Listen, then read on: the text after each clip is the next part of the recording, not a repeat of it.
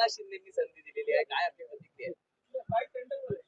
सर्वप्रथम मी शिवसेनेचे मुख्य नेते, महाराष्ट्र राज्याचे उपमुख्यमंत्री आणि लाडक्या बहिणींचे लाडके भाऊ आदरणीय एकनाथजी शिंदे साहेब यांची मनापासून आभारी आहे की त्यांनी महिला दिनाच्या पार्श्वभूमीवरती महाराष्ट्रातील तमाम महिलांना एक सन्मानाची भेट दिली राज्यसभेच्या या उमेदवारीच्या माध्यमातून.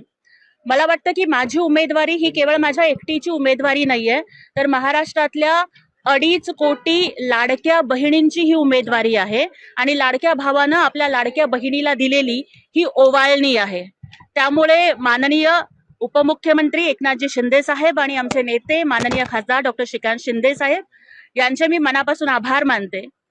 आणि खरंच विश्वास बसत नाहीये, कारण सोलापूरच्या एका गल्लीतली सर्वसामान्य कुटुंबामध्ये जन्माला आलेली मुलगी, जिने आयुष्यभर गरिबीचे चटके खाल्ले, जिला सत्ता म्हणजे काय, राजकारण म्हणजे काय, पॉवर म्हणजे काय, पॉलिटिक्स म्हणजे काय या कुठल्याही गोष्टीचा स्पर्श नव्हता.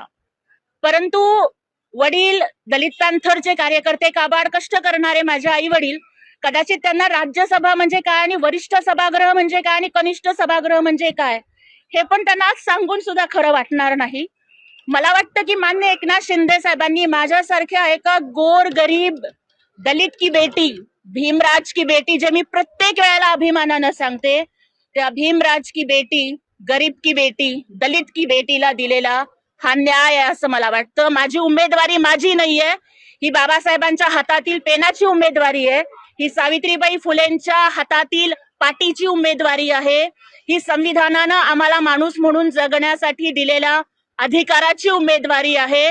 त्यामुळे आम्हाला माणूस म्हणून जगण्यासाठी ज्या ज्या महापुरुषांनी योगदान दिलं त्या सगळ्या महापुरुषांचे आभार.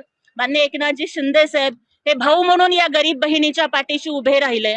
शाळेत असताना पायात चप्पल सुद्धा नसायची आणि अनवाणी पायानं सोलापूरच्या गल्लीच्या रस्त्यावर चालणारी मुलगी आज दिल्लीला जातीये.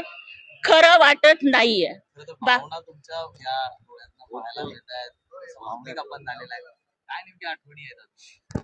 खूप आठवणी आहेत. भावनिक एवढ्यासाठी की जेव्हा मी शिवसेनेमध्ये आले, आदरणीय एकनाथजी शिंदे साहेबांच्या नेतृत्वावरती विश्वास ठेवून मी प्रवेश घेतला. खरं तर मिथ आहे राजकारणामध्ये की तुम्हाला राजकारण करायचं असेल तर तुमचा बाप मोठा असावा लागतो, तुमचं नाव मोठं असावं लागतं, तुमचं आडनाव मोठं असावं लागतं.